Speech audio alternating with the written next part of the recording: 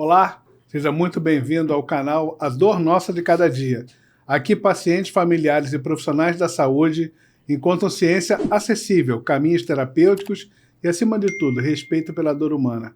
Hoje vamos receber Cristina Barros, enfermeira, doutora em administração e executiva em saúde, com 3 décadas de experiência em hospitais públicos e privados. Atualmente, dirige uma maternidade pública do Rio de Janeiro e lidera projetos voltados ao cuidado, à liderança e à saúde mental nos ambientes de trabalho.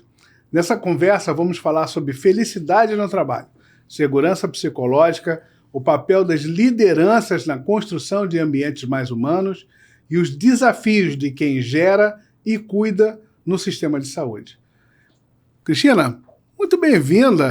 Olha aqui, já estivemos juntos, já trabalhamos juntos, uma grande empresa de oncologia aqui no Rio de Janeiro, 15 anos, né? Pois é, Paulo, obrigada pelo convite, né? Fico muito feliz e como é que a vida é feita de reencontros, né? Estamos nos reencontrando agora para falar de um tema que é up to date com tudo, né? Eu queria até levantar essa lebre, eu tenho falado aqui nos nossos encontros sobre assuntos que para mim são assim muito provocativos, né? Inteligência artificial, esse mundo da computação quântica, essa coisa da despersonalização do atendimento da saúde. E você, como enfermeira, gestora, que traz esse assunto sobre trazer de volta, né, essa relação interpessoal. Como é que é a tua visão sobre esse assunto? Como é que a gente consegue trazer felicidade no nosso relacionamento com as pessoas, no ambiente de trabalho, no paciente, a equipe? Nossa, mas a gente tem coisa pra caramba pra falar aqui, né? Bom, Paulo, não sei nem por onde, né? Então a gente pensa aqui no roteiro, mas o bom, a vida é isso. Eu lembro quando o Roberto Carlos cantava que eu quero ter 1 milhão de amigos e bem mais forte poder cantar, né? Aí você olha hoje pro número de seguidores que você tem em rede social, você tem milhares, mas será que de fato você tem na hora que você precisa, com quem que você conta, né? Então a gente, principalmente nos últimos 15 anos, a gente vê evoluindo de uma tal forma que muitas das soluções, se não fosse o mundo digital, eu não teria falado com a minha mãe durante a pandemia. Minha mãe mora em Vitória, eu moro aqui no Rio.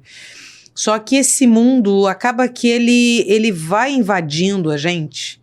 E por trás é importante a gente entender a lógica que está, o que a sociedade vende, o que a gente consome. E esse mundo acaba tirando um pouco muito da forma das relações humanas. Então, quando você diz, né, é engraçado escutar alguém apresentar você 3 décadas. Cara, esse ano são 30 anos já de formada.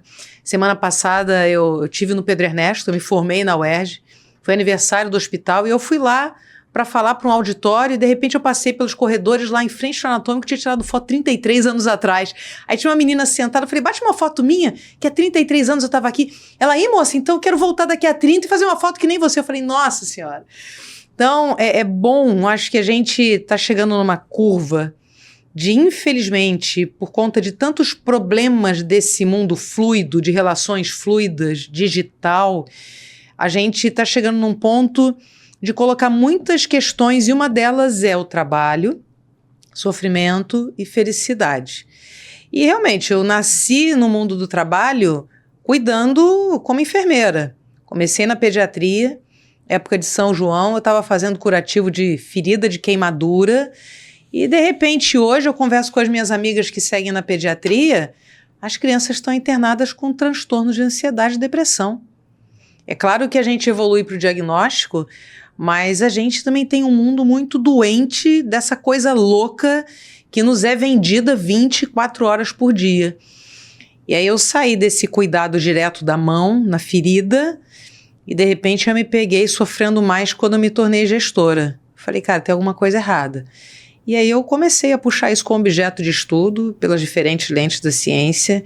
E é bom quando a gente, de repente, se reencontra num espaço como esse, você que é um cara que sempre cuidou da dor, e para falar da dor nossa, que é a dor do corpo, que é a dor da mente, que é a dor de quem trabalha, até porque trabalhar e cuidar, a gente só está mudando de cadeira ali por 2 minutos, né?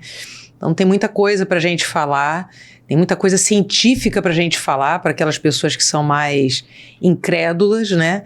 E eu diria que é muito necessário, porque a gente está caminhando muito rápido para um esgotamento de relações, mental e de tudo. A gente vem de um de um grupo de médicos, de enfermeiros, de agentes de saúde que trabalha com sofrimento pesado, um sofrimento de oncologia, sofrimento de dor crônica. E eu digo que eu fui treinado a sobreviver, né, nesse mundo em que a gente vive muito próximo desse sofrimento pesado. Como é que a gente acha a felicidade nisso? Como é que a gente consegue ser treinado para a gente não levar para casa tanto sofrimento e a gente achar felicidade nisso? Eu tenho a minha resposta. Eu queria ouvir a tua resposta. Se você me permite, até separando, antes da tua pergunta direta, né? Olha quando você diz a gente é treinado para esse sofrimento. Então, nós que somos profissionais de saúde, é como se a gente tivesse, né, uma obrigação da nossa missão cuidar do sofrimento do outro. Somos os heróis, salvamos vidas, salvamos dor, mas isso gera dor. Não tem jeito. E uma coisa que é interessante, quando eu comecei a estudar felicidade, é que tem muita gente que pega esse assunto para falar como se fosse água com açúcar. Uma das discussões que eu tive algum tempo atrás, matéria da BBC, falando de felicidade no trabalho, aí tá lá na capa. A zebrinha, o porquinho, o cavalinho, a girafinha. Gente, eu não tô falando de um zoológico minimalista. Uhum. Todo trabalho vai ter sofrimento. Todo trabalho. E o que me instigou, hoje eu ampliei felicidade no trabalho para qualquer trabalho. Mas essa minha inquietação nasce no meu trabalho em saúde, porque se você tem um paciente na sua frente, se você como paciente procura alguém, é para você minimizar a sua dor, o seu sofrimento. Se não der para curar, para você viver com aquilo da melhor forma. Mas como que eu posso ser uma profissional de saúde e te dar cuidado se eu não tenho cuidado? Eu não posso dar para você o que eu não tenho em mim. E essa dor, né, os profissionais de saúde, eles vivem muitas das vezes como mártires.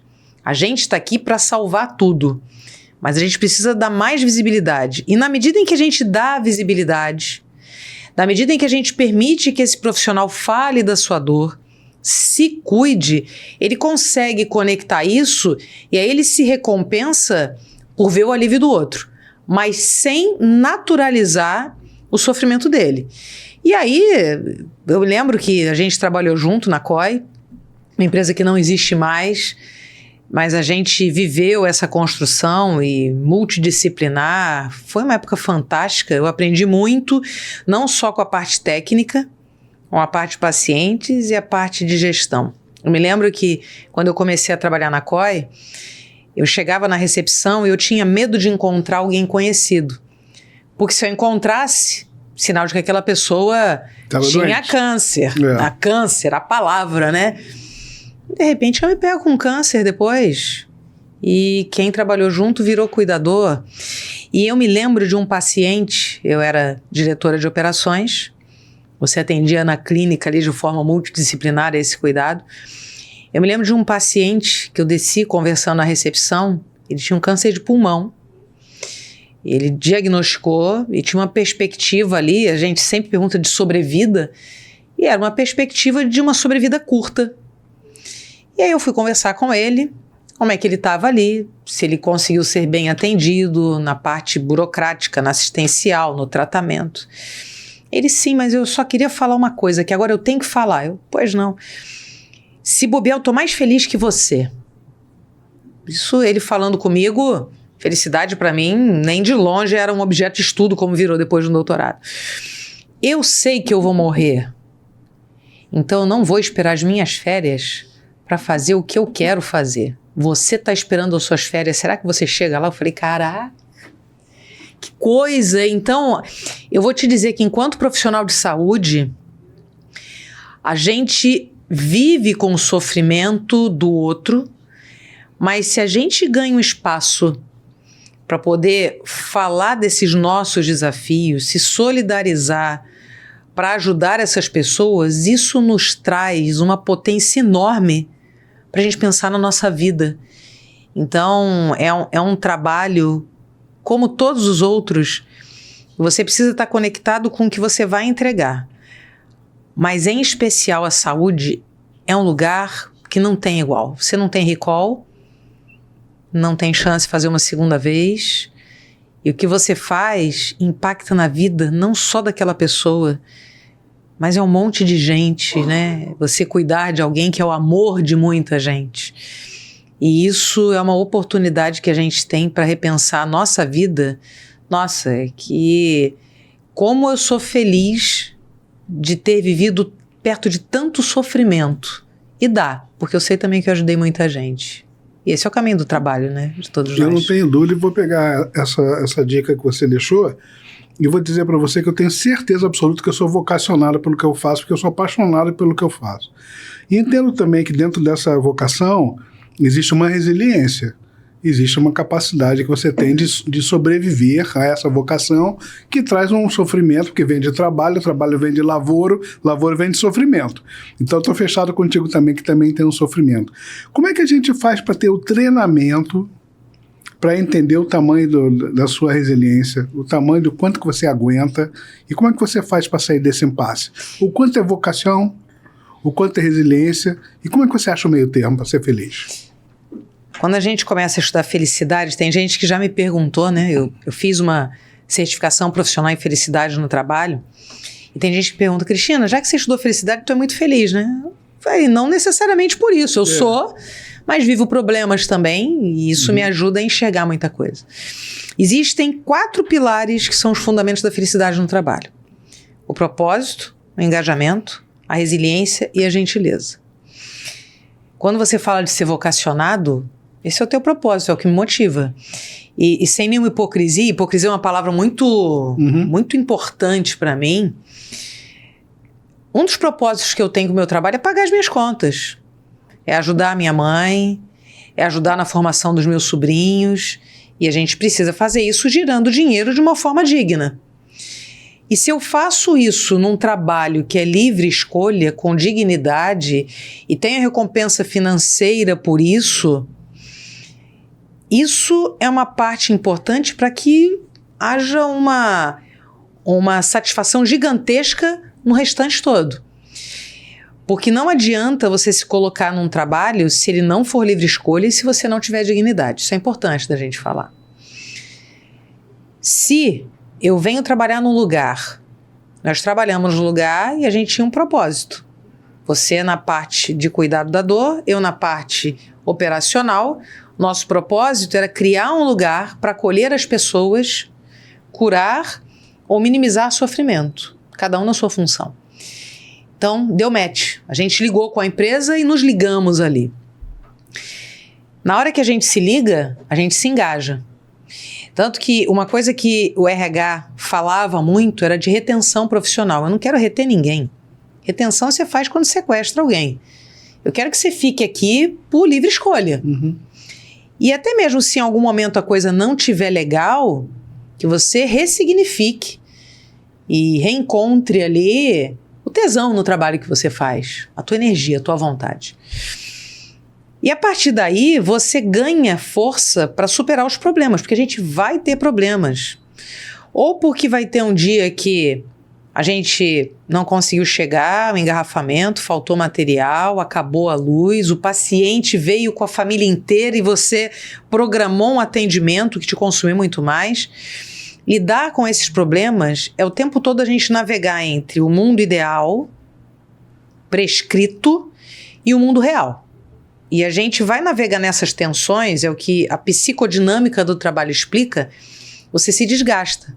Você vive o aperto de uma situação, mas depois você precisa ter um tempo para relaxar, ganhar musculatura e voltar. E aí é resiliência. Essa é uma palavra que eu gosto de falar nela e ao mesmo tempo de explorar com cuidado, porque sim, a gente, para aprender, tem que se submeter a pressões. Mas eu me submeto a pressões tendo apoio, sabendo que eu tenho recursos, não de um jeito cego, sem normalizar sofrimento. Por mais que você tenha vocação, Paulo, se você não tiver um espaço para respirar, para voltar, se você não tiver conectado com aquilo, você vai acabar normalizando o teu sofrimento em nome de uma vocação. Isso é mentira. E aí vem a tal da resiliência tóxica, enverga, aguenta nada, meu amigo, você vai quebrar. Você precisa ter um tempo para você se colocar numa pressão, mas depois, espera aí, o que eu aprendi disso? É isso que eu quero para minha vida? É nesse lugar? É numa outra empresa? É numa outra carreira? É numa outra profissão? É ampliando o meu campo ou é mudando o meu campo? Isso é resiliência. Resiliência fala com a tua elasticidade, a tua capacidade de aprender com essas pressões que existirão. Acho que o grande desafio hoje, a gente fala na toxicidade nas coisas, né? A gente tem que ter o tempo. Você gosta de zona de conforto, Paulo?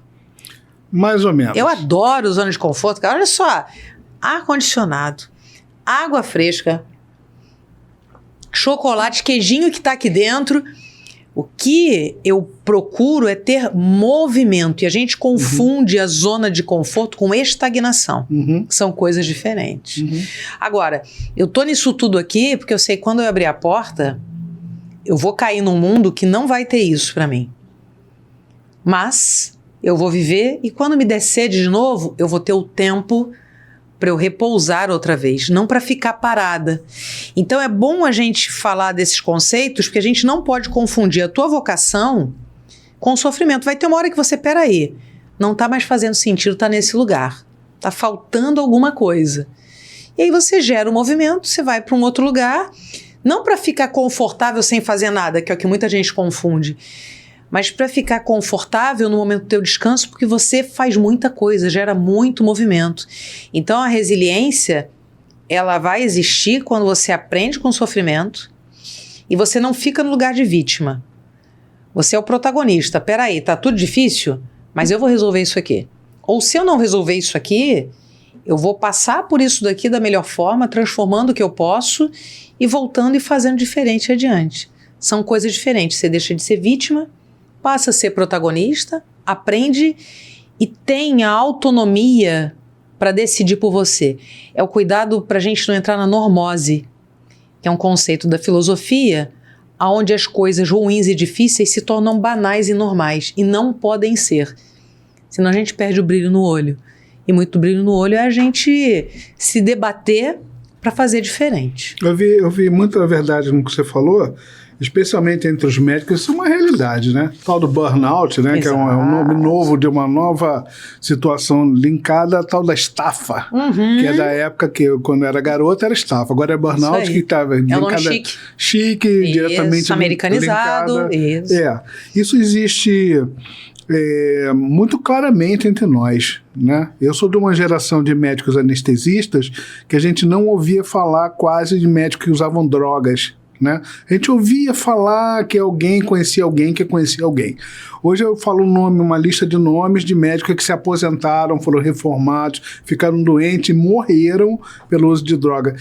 Eles não são drogados apenas porque são drogados, eles estavam em estafa profunda, eles estavam muito ansiosos, estavam muito deprimidos, eles estavam exaustos. Sem suporte. E o recurso que eles tinham estava na mão. Para manter a resiliência, eu vou aguentar, eu tenho que aguentar. E eu passei por isso alguns anos atrás, do tipo, eu aguento, sabe? Eu passei por um burnout. Passei por um burnout que foi difícil para mim, sabe? De admitir que eu não aguentava tanto. Que eu não aguentava 7x24, né? E à medida que você vai fazendo aniversário, que eu tenho feito aniversário, todos os anos eu faço aniversário. É mesmo? Coincidência também? Como eu vou fazendo aniversário todos os anos, a nossa capacidade de superar tanta carga de trabalho muda. E dá vontade de fazer outros trabalhos que você pode fazer uma produção intelectual muito maravilhosa, sem tanta carga física, sem tanta hora perdida à noite, etc. E aí eu te pergunto, no setor público e no setor privado são diferentes? Como é que a gente faz para ter uma positividade no ambiente profissional, levando em consideração tanto o setor público quanto o setor privado, para a gente não chegar... na sua fala, o que me vem à mente é o seguinte, autoconhecimento é o que limita da gente não chegar no precipício como eu me deixei chegar? Olha... É engraçado quando você fala, né, do autoconhecimento. O tempo vai passando e eu acho isso muito bonito na maturidade, né? Eu vou ganhando mais propriedade para fazer as coisas que eu quero. O que não significa de jeito nenhum que é abandono, descompromisso. A gente tem muito esse preconceito. Quando você fala dos colegas anestesistas, né? Em parte, o acesso ali à droga é uma forma deles se anestesiarem de um sofrimento, porque falta suporte, mas também fica feio, porque a construção da sociedade é de que quem trabalha em saúde está ali por tudo, até o fim. E não pode ser. Isso, inclusive, é um dos aspectos que a gente precisa trabalhar nas lideranças. Eu sou humana. Eu vou chorar, eu não sei fazer, eu quero aprender, eu preciso de ajuda. Então, quando a gente fala desses aspectos do burnout, existe também o extremo oposto, que é você não tem interesse nenhum por fazer nada. Então, a gente lida com esse sofrimento, com o nosso sofrimento, a gente vai ganhando mais independência. Você vê, eu não consigo mudar, talvez para além de quem está aqui do meu lado. E a gente começa a se dar conta disso, então esses espaços, como que você está ampliando cada vez mais, você tem uma vida de academia. Na saúde, o nosso cuidado passa pela educação, por escutar o outro, por levar. Então, sem dúvida nenhuma, é a gente encontrar potência na semente das ideias. E a gente começa hoje a valorizar mais isso, a ter mais esse espaço de que já não sou eu sozinha.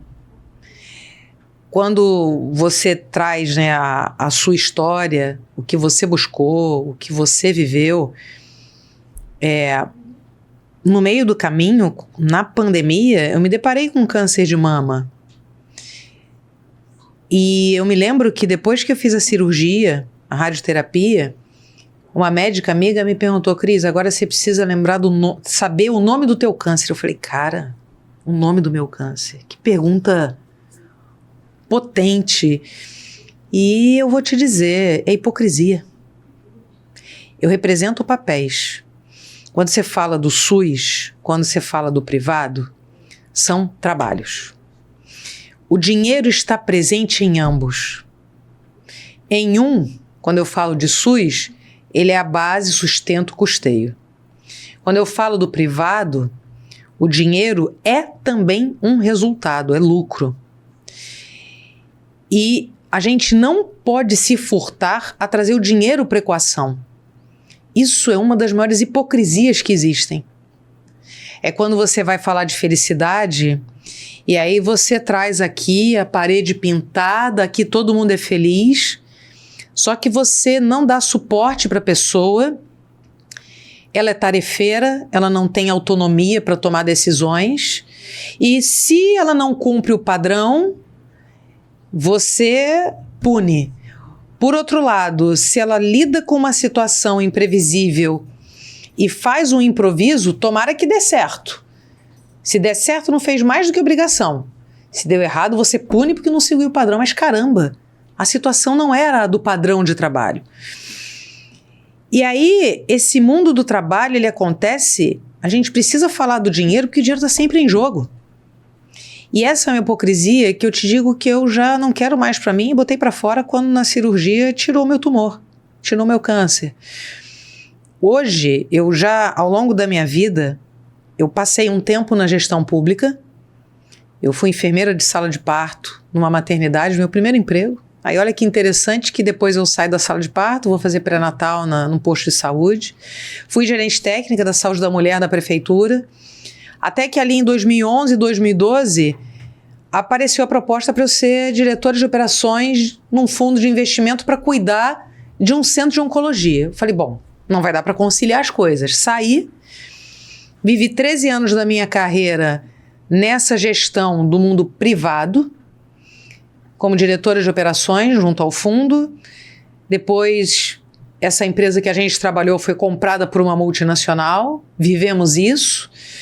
Depois eu saí, fui para uma outra multinacional, não como diretora num estado, mas fui ser vice-presidente nacional de uma empresa que estava crescendo em fusão e aquisição. Depois veio a pandemia, fui trabalhar numa empresa familiar, que precisava reorganizar alguns negócios, e um deles era uma empresa de facilities que prestava serviço para a saúde. E aí agora eu volto para o contexto da saúde pública, volto para a área materno-infantil, olha como é que a vida vai fazendo, e todo esse conhecimento que eu tive, eu volto para um SUS, onde eu te digo sem medo nenhum, tem toda a qualidade de assistência que o privado tem. E a gente, enquanto sociedade, rotula muito da qualidade do SUS, da qualidade do privado. Na verdade, o SUS ele tem um grande desafio de ser a porta de entrada para todo mundo. E isso faz ele ter um volume absurdo.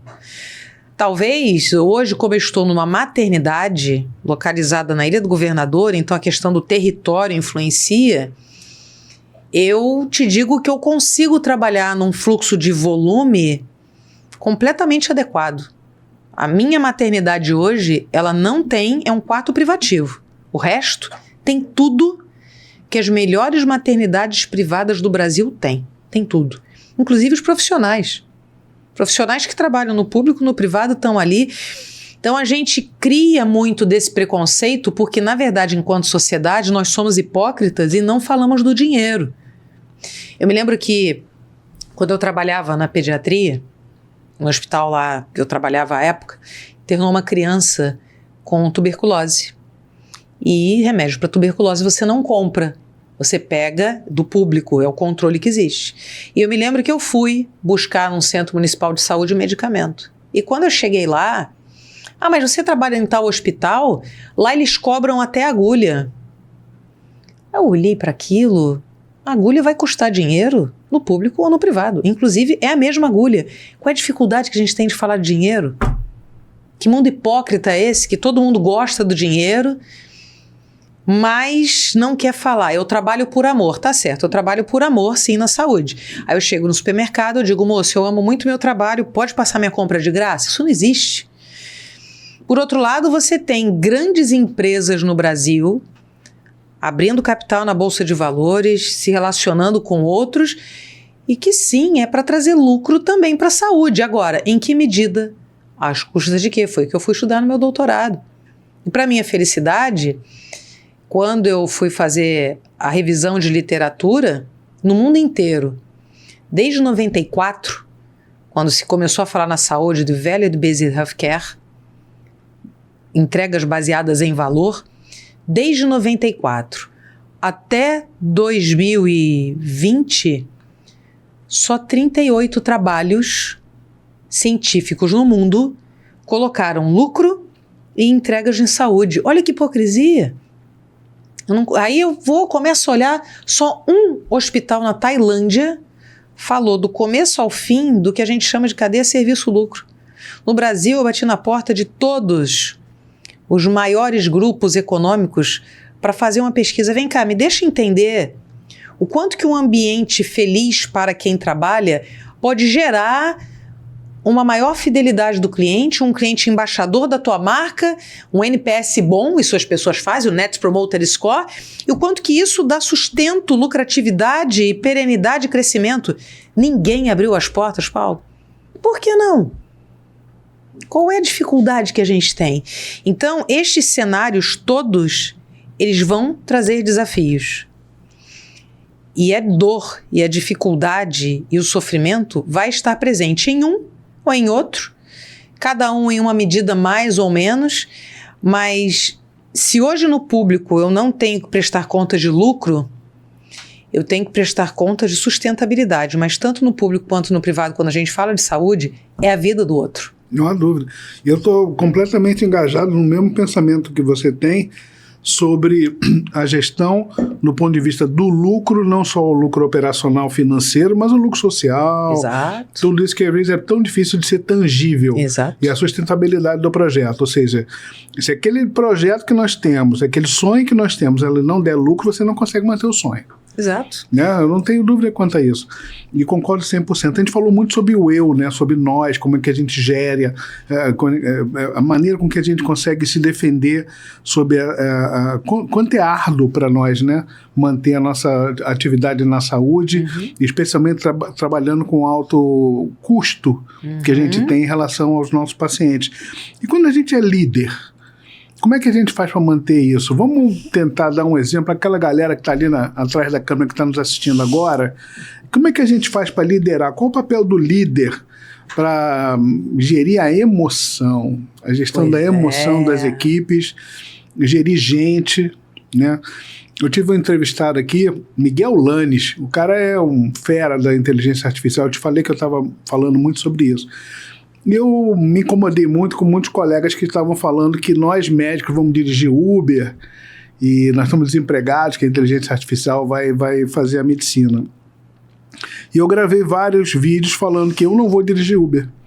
Eu tomei para mim tentar dar as minhas respostas, né? E eu cheguei à conclusão, e assim como muita gente chegou à conclusão, que a relação interpessoal vai manter a gente como médico. Que a inteligência artificial vai saber muito de doença, mas eu vou continuar sabendo muito de doentes, assim como os enfermeiros, assim como os psicólogos e assim por diante. Hoje, se você tiver que tratar a saúde mental das suas equipes, manter os caras felizes funcionando, como é que você faz? Pois é pergunta de 1 milhão, né? E o barato disso, quando a gente fala de liderança, existe um momento em que são CPFs, pessoas que formam um CNPJ, empresas. Mas depois que você cria um CNPJ, mesmo o fundador, vai passar o tempo, os CPFs ali dentro mudam. Mas a gente vai sempre trabalhando a cultura, o propósito. E quando a gente fala de liderança, a liderança normalmente é a pessoa que está na posição mais rarefeita, né? Que ela está mais acima, e quanto maior a sua posição, mais rarefeito é o ar, mais instável é a sua posição, e mais talvez a sociedade cobre, mas mais do que a sociedade, você se cobre a ser o infalível. Então, o primeiro ponto temos que cuidar de quem está à frente. O líder, se eu quero que esse líder replique um ambiente saudável, ele tem que ser cuidado. Se eu quero uma liderança que dê conta de botar pessoas para o seu melhor desempenho, eu tenho que dar conta de que essa liderança tenha formação para isso. E para essa liderança formar isso, a política da empresa não pode ser um decalque do papel de parede. E a política da empresa quem constrói são as pessoas. Então, a liderança ela precisa ter autonomia. A liderança precisa ter suporte. A autonomia vem de suporte. Você, como líder, você tem uma entrega. Eu tenho uma capacidade instalada. Isso tem que ser produtivo. Empresas doentes, empresas que não dão lucro, quebram, não geram emprego, não atendem. A gente está vendo aí notícias de cooperativas médicas aqui no Rio de Janeiro que não tem dinheiro para comprar medicamento para as pessoas. O que as pessoas fazem? Então, se não tiver dinheiro, empresa doente quebra. Ponto.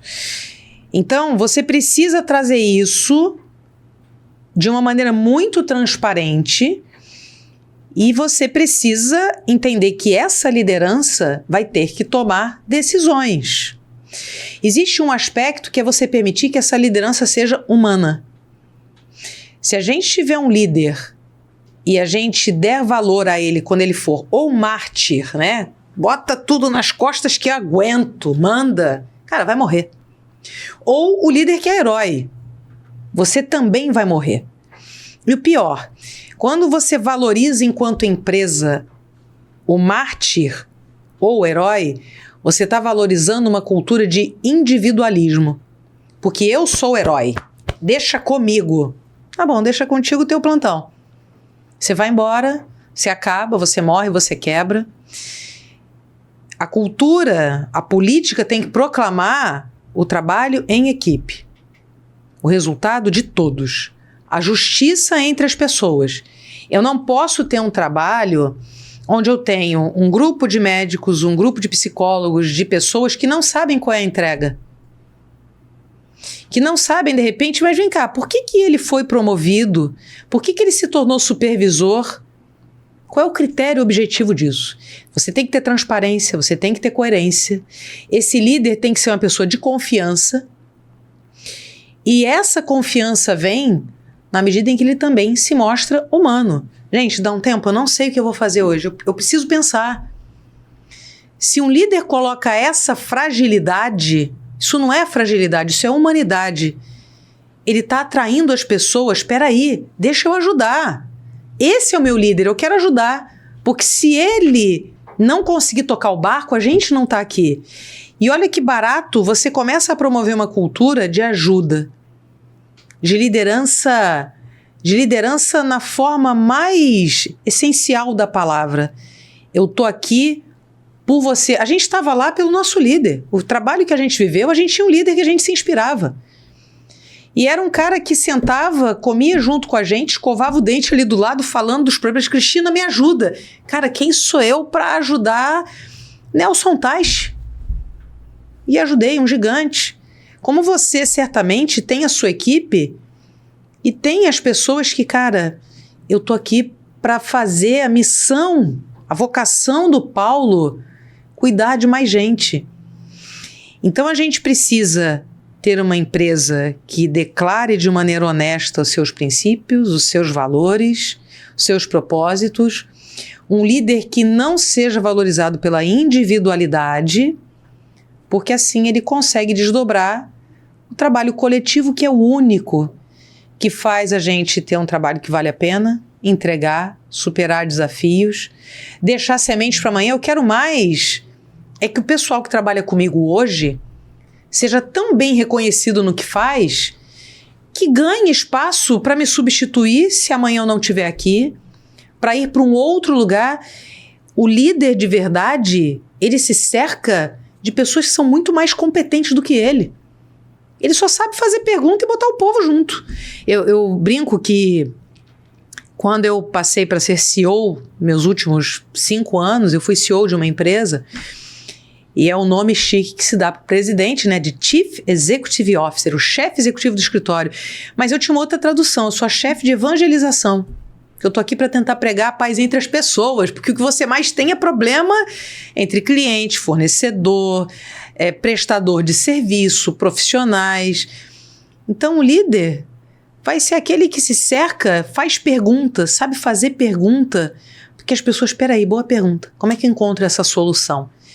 Então o líder não tem medo. Quando eu falei aqui dos fundamentos da felicidade, gentileza é o último. E uma das coisas que a gentileza faz é eu poder fazer um favor a você. Por que eu não posso te prestar um favor? Isso vai te minimizar em quê?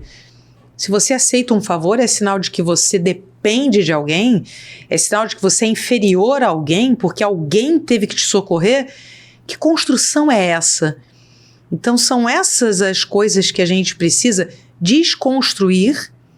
E a empresa, valorizando esse posicionamento enquanto pessoa, ela tem tudo para se tornar perene e para ter um lugar de gente feliz, produzindo mais, engajado e com muita vontade. E faz diferença um grande hospital, uma clínica, um consultório? É diferente essa hierarquia, essa forma de gerir grandes equipes, pequenas equipes? Na realidade nossa da saúde, o quanto isso é diferente? Olha, eu como CEO estive à frente de 12 mil pessoas. Eu, como diretora de operações, estive à frente de 2.000. Eu, como diretora hoje de um hospital, eu tenho 500 pessoas. Então, navegando entre público e privado, entre milhares ou dezenas de pessoas, é claro que você vai ter, quanto maior o teu cenário, maior talvez a complexidade e os fatores que você não consegue influenciar. Mas hoje eu estar num lugar pequeno, uma coisinha que acontece ganha uma dimensão gigantesca. E no final, quando a gente está falando de saúde, errar com é 100% para a vida daquela pessoa. Então, eu digo para você que se eu estou num lugar maior, eu tenho que ter também uma estrutura mais robusta, uma estrutura maior para dar conta daqueles desafios. Então, são complexidades diferentes, mas todas requerem que você tenha a mesma abertura para aprender coisas novas. Quando eu ia prestar contas em Londres, eu vou te dizer que hoje eu me sinto tão desafiada quanto. Só que aqui eu não preciso pensar em inglês. E aqui eu, em tese, posso parecer mais protegida. Mas o que eu faço e o que eu respondo repercute muito mais. Então, todo trabalho, independente do que você faça, vai ter complexidade. Todo. E, em especial, a saúde. A gente não tem recall, a demanda é puxada, ou seja, eu preciso que alguém me provoque para consumir isso. Eu lembro que, quando eu trabalhava lá como diretora de operações, dezembro e janeiro eram os meses que eu tinha menos tratamento começando. Gente, mas câncer aparece toda hora. Cirurgia eu entendo, você deixa a cirurgia para as férias, mas e o câncer? Tem muito paciente que deixa para começar o tratamento depois que passa o Natal e Ano Novo, porque não sabe se vai ter chance de viver um Natal e Ano Novo com a família de novo. Então, a gestão administrativa, o dia a dia do trabalho, é demanda puxada sempre. Ou seja, eu preciso que aconteça alguma coisa para puxar trabalho. E todos vão ter a sua complexidade. É onde você encaixa a sua resiliência. Peraí, quando eu saí, na pandemia, eu vivi minha primeira demissão. Trabalhava numa multinacional, respondendo pela operação em todo o Brasil.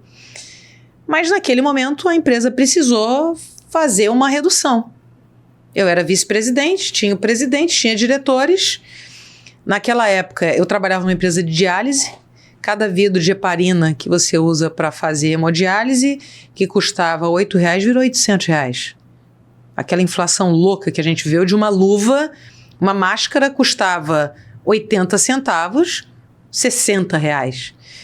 Então, vivi minha primeira demissão. Eu falei, caramba, o que eu faço agora? Nunca tinha sido demitida. E aí, de repente, eu me deparei com uma proposta para fazer um trabalho fora na Holanda, para trabalhar numa grande aqui do Brasil, ou para ser CEO de uma empresa familiar. E eu escolhi essa experiência diferente, ser CEO de uma empresa familiar. E eu te digo que todas as propostas vieram e teriam a sua complexidade, o seu glamour, o seu erro e acerto. Qualquer trabalho. Eu acho que se você pega para ser dono daquilo, qualquer trabalho vai te dar sempre muito trabalho, muito prazer e muita recompensa naquilo que você faz. São diferentes. Você citou uma superação, mais de uma vez, a respeito da doença. Da sua experiência pessoal da doença no momento que você trabalhava com a doença oncológica, com o câncer.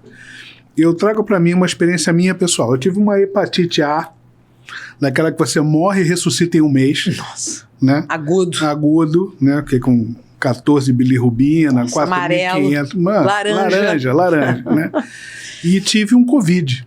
Nossa. Quando eu não tinha ainda vacina. E eu achava que eu ia morrer. Gordo, hipertenso, vou morrer, né? Não tinha vacina. Fui tratado pela minha filha em casa. Descobri como é bom tomar um corticoide, aquelas coisas. E essas experiências, assim, de você ficar doente, você se conhece muito bem, né? E eu ouvi um filósofo falando outro dia uma coisa muito interessante. Ele diz que enquanto você não tem câncer, você tem muitos problemas. No dia que você tem câncer, você passa a ter um problema. Eu achei muito interessante esse pensamento. E essa reconstrução das suas ideias, né, de novos valores, etc. Como é que foi a sua experiência nessa reconstrução e quanto isso influenciou na sua vida, na sua forma de liderar? Vou dizer que eu gosto de uma palavra, né? Libertadora, uma experiência libertadora. Eu tinha uma bermuda branca que eu usava pouco para não encardir, para usar em datas especiais. Eu acabei com a minha bunda branca. Porque eu vou esperar que data especial? O especial é hoje. E eu te digo, primeiro, como eu sou grata à vida por ter feito essa história, porque quando eu tomei banho e passei a mão na mama e senti aquele caroço, No dia seguinte, eu já tive o meu diagnóstico, porque eu conhecia todo mundo. Então, para além de eu ter um plano de saúde que, sem dúvida nenhuma, me proporcionou esse caminho, eu me naveguei. Eu liguei para a Mônica, que eu tinha trabalhado com a Mônica, sexta-feira à noite, senti um troço estranho. Ela, tá bom, Cristina, faz amanhã ultrassom com fulano em tal lugar. Eu liguei, fiz. Em 13 dias, eu saí do autoexame e eu estava no centro cirúrgico. Se você pega dados da ANS... Nem no MD Anderson você conseguiria. Nem no MD Anderson, mas eu me naveguei. Sim. Olha que presente a vida me deu. A possibilidade de fazer isso, claro. De tudo. E aí, até hoje, eu faço a cada 28 dias a minha injeçãozinha na barriga, tomo todos os dias o meu comprimido. Nos últimos 5 anos, eu era CEO da empresa de facilities, com todo o glamour, mas, dentre outras coisas, uma empresa que fazia limpeza e faz limpeza hospitalar. E eu sentava todo mês na cadeirinha, limpa por alguém da empresa que eu era CEO. Me consulto com uma pessoa que eu trabalhei. Então, primeira coisa, esse movimento da vida, e como você falou, né? Usei minha bermuda branca. Passei a ver o quanto que o meu trabalho aqui, como gestora, ele tem uma repercussão muito maior do que o que a gente imagina que seja assinar só um papel. E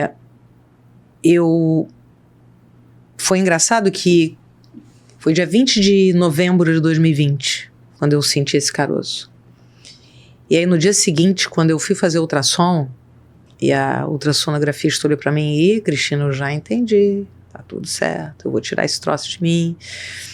E eu falei, bom, eu vou sofrer, não sei o quanto, não sei por quanto tempo, mas então mais do que nunca a minha missão é tirar o sofrimento de onde eu puder. E eu parei de comer carne. Foi engraçado que naquela semana, de segunda a sexta, eu estava fazendo um encontro com as lideranças de todo o Brasil da empresa que eu era CEO. E esse encontro acontecia num condomínio que tinha uma churrascaria. Todos os dias daquela semana era na churrascaria. Eu adorava uma picanha mal passada, gordura escorrendo, sabe? Nunca tinha me imaginado. E de repente eu vou te dizer que não sinto falta, me alimento bem, me sinto até mais leve. E não me tornei uma vegana chata. A gente começou lá no hospital o movimento Sexta Sem Carne, né? O pessoal detestou. Aí eu falei, tá bom, gente, vamos fazer o seguinte. Então, sexta vai ter sempre a opção vegana e tem a opção que vai ser um frango, uma carne branca. E eu ainda deixo uma terceira sugestão. Ou você pega o vegano, ou você pega a carne branca, ou você pega metade de cada porção para você experimentar. E o pessoal topou. Teve gente que não gosta muito de mim, mas fazer o quê? Eu digo, gente, eu também vou na churrascaria, só não como a carne. E essa minha experiência de vida, eu acho que ela me fez perceber a saúde com uma outra empatia, de uma outra forma, e até de compartilhar com as pessoas, e não compartilhar de um jeito piegas. Compartilhar que de uma hora para outra, tá bom, não é um câncer, você vai ser executado na esquina num assalto, você vai sofrer um acidente de carro, se dar conta, a gente se acha enquanto seres humanos, e principalmente a gente na saúde, a gente se acha os intocáveis, né? Como isso não acontece? Então, acho que eu fiz disso para mim, eu ressignifiquei, eu literalmente não me estresso mais por coisas que eu não posso mudar. Tenho câncer, tá bom, tem que tirar, tem que fazer, vou viver o tempo que for, da melhor forma. Estou me relacionando dentro de casa com uma pessoa que tem Alzheimer, estou vivendo isso de perto. Então isso também me faz eu perceber, quando eu vi o irmão da Marina Lima, o Cícero, que diagnosticou Alzheimer e decidiu se mudar para a Suíça para um suicídio assistido. Quem sou eu para julgar? A gente julga, todos nós. Mas eu não condeno nada de forma alguma. Então, se eu puder dominar a minha vida, eu acho que isso, o enfrentamento à doença, o câncer, tem um estigma tão grande, né? Que eu tinha medo de encontrar alguém com câncer. De repente eu me pego. Eu passei 2 anos cuidando de uma empresa que fazia hemodiálise. E quando eu olhava aquelas pessoas na hemodiálise, eu falei, gente, você tem um câncer, faz o diagnóstico, você se livra ou você morre. Hemodiálise, você tem que todo dia sentar naquela cadeira e ficar horas ali. Não pode viajar. Para viajar tem que cuidar de uma logística, porque tem que filtrar o teu sangue, porque o rim não funciona. Então, acho que isso faz a gente dar mais valor às coisas mais simples, a reconhecer mais milagres ao longo do dia. E pelo menos para mim valeu de desapegar de um monte de besteira e gastar minha bermuda branca, que eu já usei e já comprei outra e tá tudo certo. E como é que isso linkou na tua liderança? Na forma como você lidera? Humanidade. Eu sou humana. Eu vou morrer. Eu não sou aqui para sempre. Esse cargo é passageiro. Tem muita gente, Paulo, que fala comigo pelo cargo que eu exerço. Faz parte. O que eu filtro disso? O que fica aqui da relação de eu falar? Então, eu tive que, como liderança, o pessoal no hospital às vezes fica meio louco, já se acostumaram, porque uma vez tinha uma escada, que o cara da manutenção pegou, subiu no telhado para ver o negócio. Eu subi atrás dele. Que é isso, doutor? Eu falei, eu vim ver você trabalhando, você não sobe, por que eu não posso subir também? Cumprimentar a pessoa, cumprimentar o porteiro, aí de repente o porteiro do hospital que eu tô, doutora, o que acha da gente colocar um corrimão?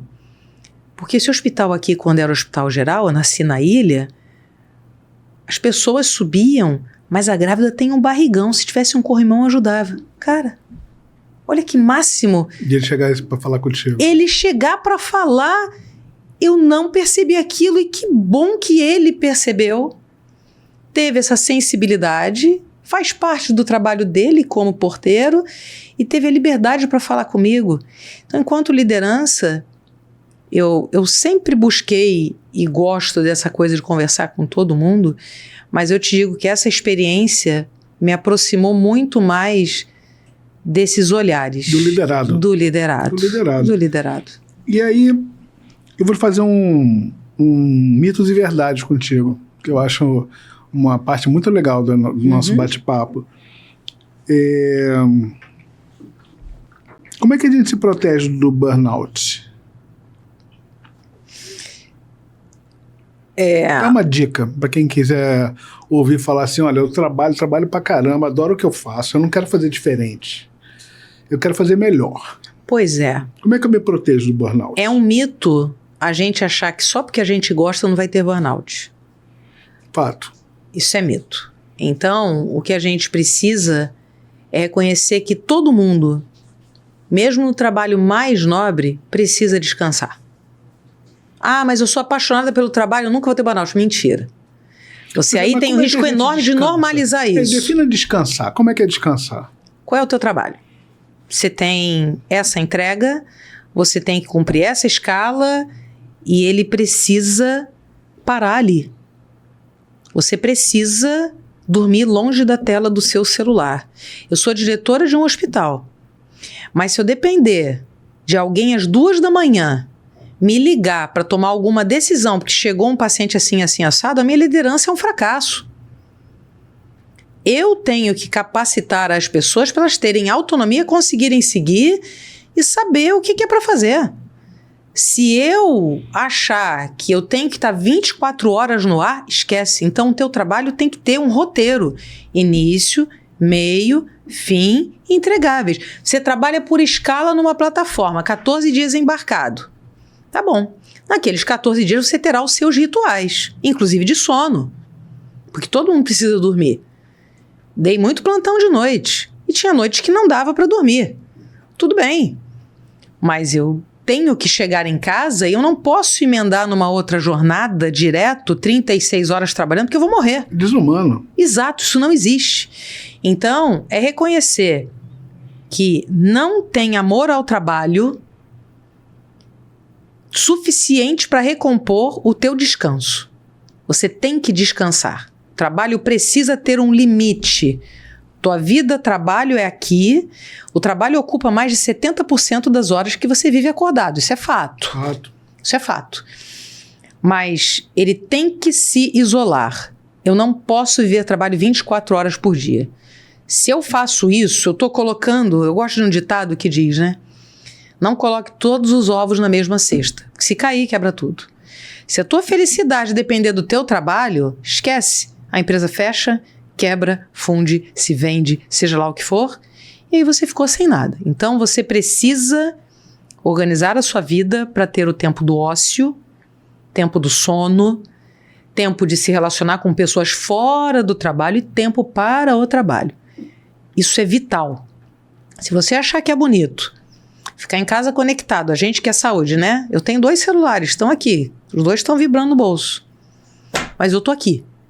Quando eu sair daqui, eu vou ter meu tempo que eu vou olhar, vou checar as mensagens e o meu celular não dorme no quarto comigo. Ele toca na sala.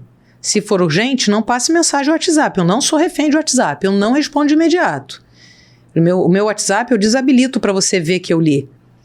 Porque se você vê que eu li, você está esperando que eu responda. Não. Se for urgente, me liga. Que ela nem ligou para minha mensagem. Exato. Se é urgente, me liga.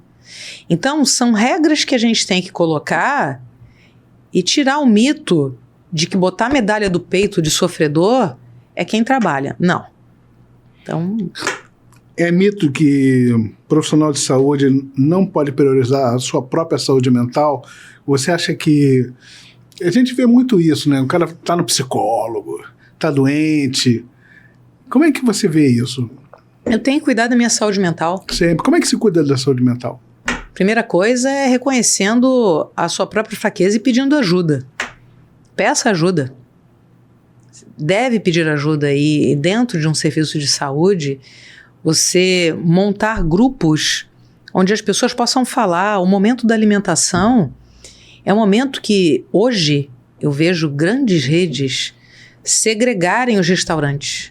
Médico come aqui, enfermagem aqui, limpeza come lá. Isso para mim tanto é perder uma oportunidade das pessoas se unirem, porque na hora do plantão, do pega para capar, a equipe está toda lá. Vem a limpeza para limpar o quarto, para botar alta, a enfermagem vai buscar, pega a veia, tira a veia, o médico passa da alta, tá todo mundo junto, cara. Por que eu tenho que fazer diferença da comida e do espaço que essas pessoas comem? E ao mesmo tempo que isso é uma oportunidade jogada fora, eu te digo que em alguns lugares isso chega a ser uma violência. Porque você literalmente cria ambientes discriminatórios. Tem muita violência velada. Muita violência velada. Muito lugar que se declara maravilhoso, mas que coloca as pessoas submetidas à humilhação, à revista. Teu cabelo não pode ser assim. Tem muita violência velada. Ainda bem, e infelizmente, né, quando a gente fala legislação, pensar na norma regulamentadora, NR1, ela agora traz exatamente esses aspectos psicossociais para uma coisa mais concreta. Porque existe muita hipocrisia. Então, a gente tem chance quando a gente bota as pessoas juntas, porque são unidas. É do porteiro ao cirurgião que eu consigo dar fluxo para o paciente vir rápido e você liberar a tua agenda para você ir salvar alguém. Mas eu posso colocar que eu estou liberando a tua agenda porque você é o grande médico que precisa de um consultório de 200 metros quadrados. Eu não sei se para você 200 metros quadrados sem estrutura, se não seria melhor um consultório de 60 metros quadrados com toda a estrutura e um fluxo funcionando do porteiro a recepcionista, as pessoas sorrindo para atender. Olha que diferença. E isso faz diferença e passa muito pela gestão. Você falou um pouquinho sobre a vulnerabilidade do líder. Até que ponto a vulnerabilidade do líder é positiva? Até que ponto as pessoas podem usar a vulnerabilidade do líder contra o líder, achando que ele é fraco, que ele não tem autoridade? Pois é. Esse é um questionamento. Claro. Quando a gente fala da vulnerabilidade do líder, ele pode mostrar a sua vulnerabilidade, mas não se vitimizar. Claro. Essa é a diferença. Uhum. Eu posso mostrar... Pessoal, olha só. Estou superando um problema, tenho um desafio, tenho a minha doença, hoje é dia do meu tratamento, hoje eu não estou bem. Olha só, não me tragam problemas agora, me ajudem. Você está mostrando a tua humanidade. Agora, se todo dia, gente, eu não dou conta, eu não consigo, se todo dia é isso, se você começa a utilizar essa tua fragilidade para se pôr como vítima, você não pode ser líder. Perde até o respeito. Perde. O líder é o protagonista. Ele está no centro. Ele está no centro, inclusive, quando ele compartilha. Pessoal, tô com um problema. Esse mês eu não consegui fechar a conta. Vou precisar fazer redução. Não tá legal. Não conseguimos entregar o resultado. Não tivemos as altas no tempo que tinha que acontecer. O que a gente faz?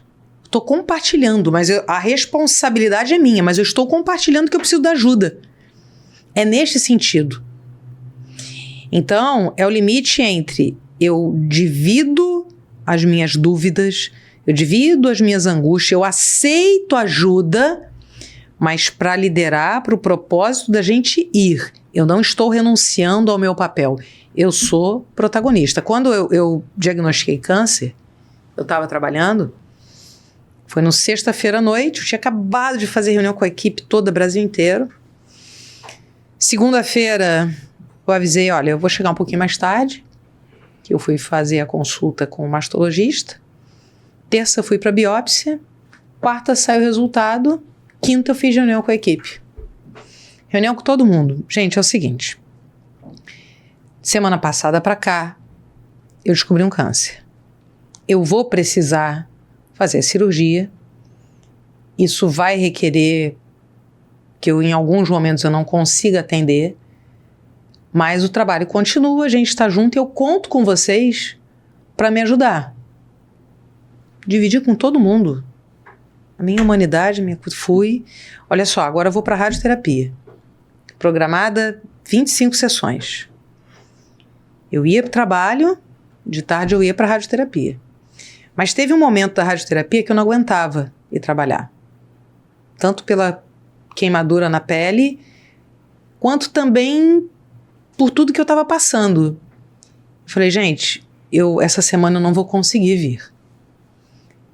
Mas, por favor, tem que seguir, tem isso, tem esse contrato, tem essa implantação. Cara, o povo veio, pode ir, que a gente vai dar conta. Se precisar, a gente liga, troca, e eu voltei e tava lá. Tudo andou. Tudo andou. E vai andar.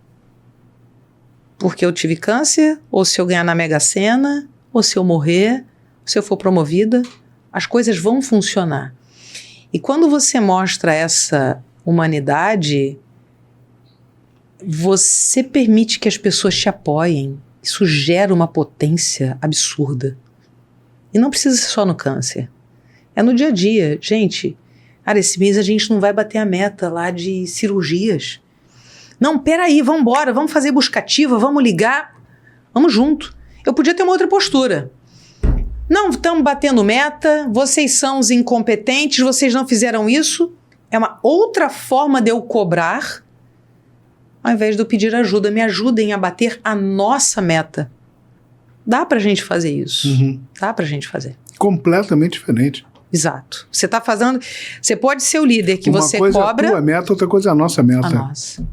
E aí, quando se fala sobre equipe feliz, defina o que é uma equipe feliz, considerando que as pessoas são muito diferentes. E além de estarem diferentes, podem estar em momentos diferentes. Como é que a gente considera que uma equipe está afinada dentro de um momento de felicidade, de uma certa harmonia, de um certo equilíbrio, no médio prazo, né? Não vamos olhar uma fotografia, vamos olhar um filmezinho. É engraçado que a felicidade ela tem duas dimensões básicas. A felicidade hedônica, hoje, e a felicidade eudaimônica. O nome é comprido porque é a felicidade do saldo, né? Primeira coisa, quando você tem divergência, quando você tem diversidade. Hoje, esse veneno da rede social é porque se você pesquisar sapato hoje lá no teu Google, você vai ver sapato o dia inteiro. Porque o algoritmo por trás daquilo sabe o que você quer e vai te trazer o que você quer para vender e vai te fazer ser feliz, porque você só vai ver aquilo com o que você concorda. Uhum. Se você tem todo mundo na mesma manada, tem alguma coisa errada. Uma equipe feliz é uma equipe que quebra o pau, que briga, que diverge, mas que consegue trazer essa diversidade para celebrar conquistas. E é uma equipe que não vai celebrar só a meta do final do ano. É uma equipe que vai celebrar e vai reconhecer as conquistas do dia a dia. E isso a liderança pode fazer. Eu não preciso esperar fechar o mês para celebrar que hoje deu tudo certo. Olha, chegou o material. Olha, quebrou o raio-x, mas veio, eu consegui, eu trouxe o óxido nitroso, faltou a válvula. Celebrar essas conquistas faz com que as pessoas reconheçam o caminho, deem as mãos e se tornem felizes exatamente nessa celebração. Porque aí quando a coisa está apertada, ou quando um não está bem, tudo bem, peraí, deixa fulano lá, tá de boa, mas a gente vai. Mas as pessoas vão reconhecer o seu caminho. Então, uma equipe feliz é uma equipe que celebra pequenas conquistas e pequenas entregas, não só as grandes. E quando as pessoas falam sobre si, sobre sofrimento, sobre seus momentos, em que momento você lida como líder e em que momento você deixa a coisa se resolver entre eles?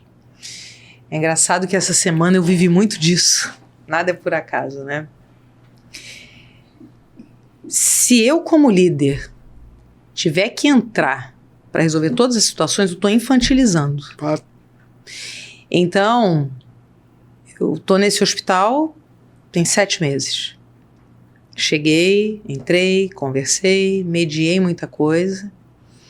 Semana passada, olhando o resultado do primeiro semestre, a prestação de contas, gente, agora está com vocês. Analisem e me tragam a solução. E literalmente sai da sala. Eu vou estar no dia a dia. No momento desse rito que é a prestação de contas, a gente precisa de rituais. A gente acha que felicidade é oba-oba. Não. Felicidade requer disciplina. Criatividade requer disciplina. Disciplina é de rituais. Até o ritual de eu dizer, agora eu não vou fazer nada. Então, eu não deixo a equipe só. Mas você precisa sair do cenário para depois você voltar e deixar que outras pessoas curtam aquele palco ali também. E isso vai fazendo com que as pessoas desenvolvam a sua capacidade de liderança, de se colocarem à frente.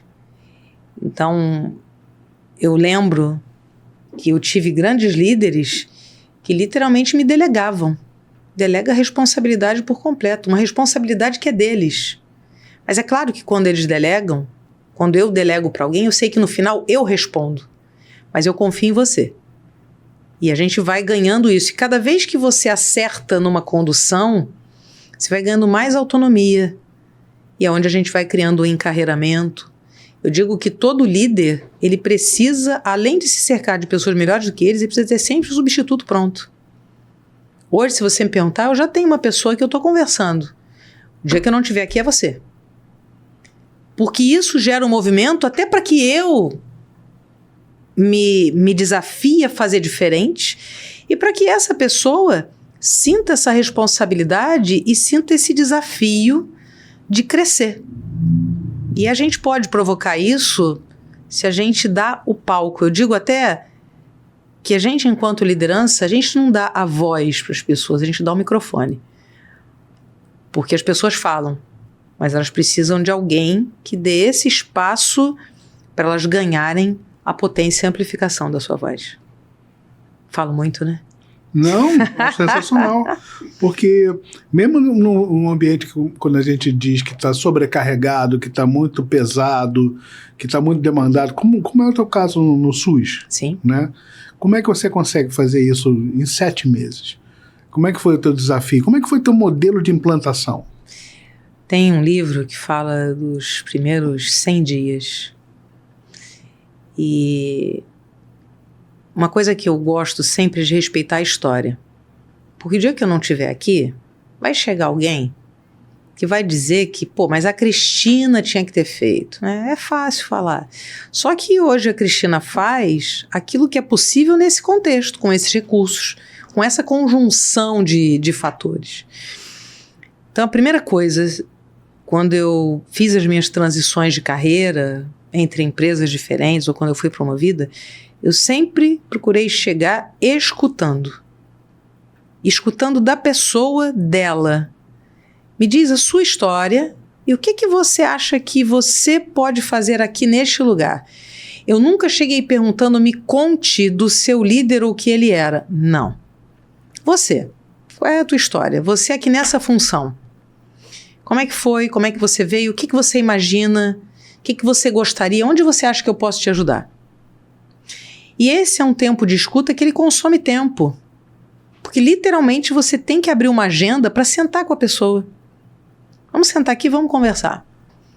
Me mostra, me diz. Tá, então aí você conversa com um, você conversa com outro, você tem um macrofluxo. Então tem a admissão do paciente, a classificação de risco, a internação, processo de alta, processo de internação, processo de alta. Então agora me deixa vir dentro dessa linha de cuidado, deixa então conversar com a chefe da recepção, com a chefe da equipe de admissão, da emergência, com o chefe médico, com o chefe do faturamento. E aí você vem construindo então a sua leitura em cima do fluxo do trabalho. Isso pode se aplicar para qualquer trabalho. Uhum. E nessa hora que você começa a escutar e fazer perguntas, você começa, as próprias pessoas vão trazendo a solução do trabalho delas. Não, eu faço isso aqui dessa forma. Como você poderia fazer melhor? Se eu tivesse, aí você começa, aí você vai anotando. E aí depois você pega esta equipe e bota eles juntos para mostrar o teu diagnóstico. E o que elas falaram, e o barato da coisa é que muitas das vezes, Paulo, as pessoas trabalham juntas, mas não conversam entre si. E na hora que eu passei e perguntei para o administrador, para a hoteleira e para a médica o que eles podem fazer de melhor para atender, eles fizeram colocações que, se tivessem juntos, e é isso, eles começam a gerar processo criativo. Uhum. Então, naturalmente, você vai construindo isso em termos de agenda. Esse teu diagnóstico são os primeiros 90 dias. Tem trabalhos de RH que falam para uma pessoa se aculturar, ela normalmente leva 1 ano e meio. Então, os primeiros 90 dias de um executivo, até porque você entrando como liderança, você entra para exatamente essa provocação. Diagnóstico, construção de plano, e você vai mudando níveis de entrega, mas respeitando isso sempre como um caminhar. Só dá para a gente fazer isso hoje, porque vocês fizeram um estudo e seguiram aqui, e daqui para frente também vai ser sempre o mesmo caminho. Então eu vou te fazer 3 perguntas. Vai lá. Ambientes que são tão tensos que precisam de ambiente chamado sala de descompressão. O que você acha disso? Bom, pode parecer um paradoxo, né? Primeiro, será que eu preciso dessa atenção toda? Mas tem ambientes que são. Então, a sala de descompressão é bem-vinda, mas ela tem que estar aberta para quando a pessoa quiser. Uhum. Eu não posso ter uma sala de descompressão que você só pode usar às 6 horas da tarde. Aí não tem sentido. Aí é propaganda. Aí é balela. Virou uma válvula de uma panela de pressão. Exato, né? Aí é piada. Então é o seguinte, está apertado agora, cara, você imagina, você pega uma cirurgia que você vai ficar 12, 13, 14 horas ali. Vai ter um momento que você de repente vai revezar com outro cirurgião ali, porque você precisa de alguma coisa e depois você precisa ter o seu tempo. E me fala desses novos ambientes corporativos. O que você acha dessas salas que não tem divisórias, que trabalha todo mundo junto, que as coisas são baixinhas, que é lúdico, que pode trabalhar de bermuda, de chinelo, andar de skate? Como é que é a tua visão sobre isso? Olha só, cara, eu acho que a saúde se adapta a essas coisas? Em parte sim, em parte sim. Eu acho que isso tudo é bom, mas se isso for muito honesto. Então, por exemplo, eu tô aqui com o blazer Se eu tirar, eu tava assim, e com essa camiseta e com meu jeans escuro, eu tô pronta para subir no telhado, eu tô pronta para estar em qualquer lugar. Mas se eu tô aqui falando com você, deixa eu compor aqui, né, uma outra formatação. Eu acho que não adianta nada na saúde você dizer que, não, aqui a gente tem um super programa de cuidado do paciente humanizado, a gente leva o paciente para ele receber quem ele quiser em tal espaço. Esse hospital está pronto para receber um judeu, um cristão e uma pessoa de uma religião de matriz africana? Será que esse hospital está preparado para receber um padre, para receber um pai de santo? Acho que essas são as perguntas. Espera aí, você está provocando isso tudo. Então você quer que as pessoas realmente venham para aqui de bermuda. Você está pronto para receber uma pessoa que de repente tem uma tatuagem? Ou só pode ter tatuagem o mega cirurgião? O porteiro não pode ter?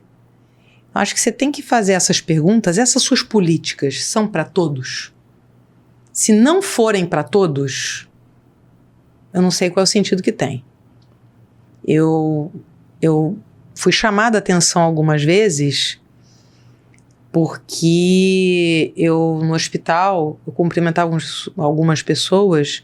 Vai com Deus. Não, você não pode falar em Deus porque o nosso hospital respeita toda a religião e respeita também aquele que não crê em Deus. Aí tá bom. Eu nunca vi ninguém falar de Umbanda aqui. Então, desculpa. Você me censurar porque eu falei de Deus? Você tem que dar liberdade para todo mundo falar de qualquer crença e de qualquer fé. Isso eu acho que é muita hipocrisia. Isso eu acho que a gente vive numa sociedade que consome produtos, status, mas eu acho que a saúde, ela precisa ser mais honesta. Eu acho que tem muita hipocrisia ainda no trabalho em saúde. Não sei. Eu sinto. Eu acho que na sociedade também, nesse momento da hipocrisia, não só a saúde, né? Sim. Tudo é cobrado, né? Sim. Até uma coisa que, em princípio, seria uma coisa...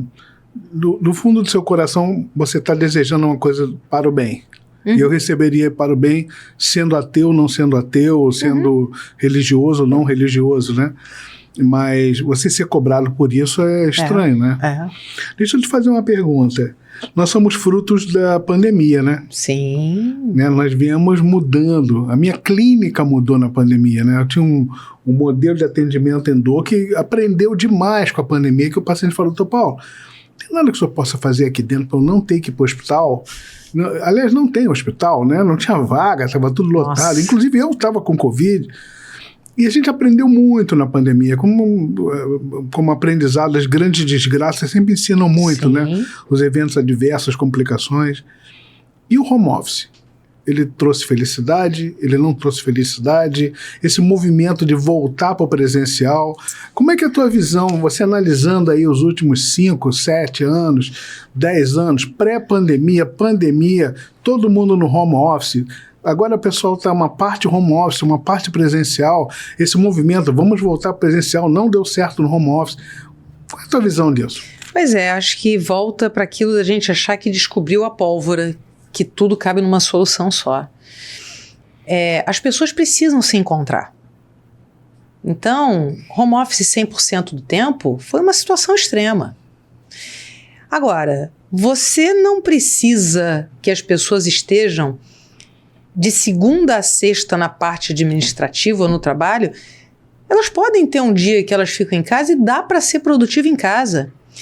Se você trabalha todo dia útil, qual é o dia que você vai resolver um problema, vai vir alguém para consertar uma coisa na sua casa? Ou o dia que você vai... Cara, eu moro na Barra, trabalho na Ilha do Governador. Eu saio de casa 10 para 6 da manhã, porque se eu sair 6h10, eu fico 1h30 presa no trânsito. Então, de repente, se tiver um dia que eu posso fazer as minhas reuniões com a matriz de São Paulo, que eu posso fazer alguma coisa de home office, eu vou ser talvez até mais produtiva do que se eu tivesse aquele tempo todo engarrafada. Então, tudo é como a gente planeja. Agora, eu confio em você, que você vai fazer home office. E eu tenho que confiar que, inclusive, se naquele teu tempo de home office, você acabou dedicando um tempo para buscar teu filho na escola, para alguma coisa, você não está fugindo do seu trabalho.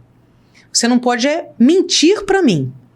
Eu tô achando que você está no home office e você passou o seu dia inteiro na praia. Não, você está precisando de uma folga. Então, são coisas diferentes. Você precisa parar. Agora, trabalhar de casa não é nenhum problema. Então, tudo depende qual é o seu entregável. Né? O trabalho de uma enfermeira, de um médico no plantão, esse não pode ser de home, de forma alguma. Agora, se você trabalha com telemedicina, por que não você fazer? Agora, isso precisa ter um limite. Não é bom nem para o trabalho e nem para a tua vida pessoal, que é o lado oposto. Você vem para o home office e aí você invade, quando dá 8 da noite você ainda está trabalhando. Não pode. Então, isso tem que ser... Bom, você tem que ter entregáveis. A estratégia de estar em casa pode ser positiva. Qual é o seu entregável? Resolver um problema, escrever um artigo, rever um contrato, fazer avaliação do DRE. O dia que eu preciso analisar o resultado econômico, me deixa em casa. Porque se eu estou lá na minha sala, é um entra e sai, todo mundo bate. Não, me deixa em casa. Eu vou botar todos os meus post-its, eu tenho minha mesa, meu trabalho feito, eu tenho uma estrutura... Cada um com seu cacuete. Exato, são 500 post-its para ir copiando. Eu analiso o DRE, bacana, muito mais produtivo. Mas isso tem que estar combinado previamente. Então, quando eu fui trabalhar, quando eu segui meu doutorado, eu nunca parei de estudar. Tá claro para todo mundo que eu tenho um momento que eu vou para o estudo, que eu saio, que eu tenho a minha interação com a imprensa. Um ano antes da pandemia, no doutorado, eu falei, cara, eu não quero escrever artigo científico só para revista científica. Quero falar para o mundo. Fui buscar como é que eu abro o caminho. Existe o trabalho do assessor de imprensa, que não é um trabalho de fazer contato com o jornalista, é um trabalho de, peraí, qual é o seu conteúdo, qual é o canal, né? Como que você faz para alcançar mais pessoas, né, de uma forma séria. E eu, de repente, fui trabalhar isso e até hoje eu tenho os meus contatos e todos os meus trabalhos sabem. Às vezes eu estou no meu trabalho, tem aqui, tá a minha assessoria aqui me acompanhando. Cristina, você pode? Peraí, posso, tem minha agenda no meu trabalho, fecho a porta da minha sala, falo lá e a galera tá sabendo. Gente, vou dar uma entrevista agora. Isso é parte do meu trabalho, sim. E é até pra galera que tá em volta, pra quem trabalha comigo, a minha equipe sabe. Peraí, ela tá representando a gente, ela tá falando a gente. Esse mês que passou agora, o agosto dourado, falamos de amamentação. E por que não falar de amamentação na maternidade e dar visibilidade para isso em rede social e imprensa?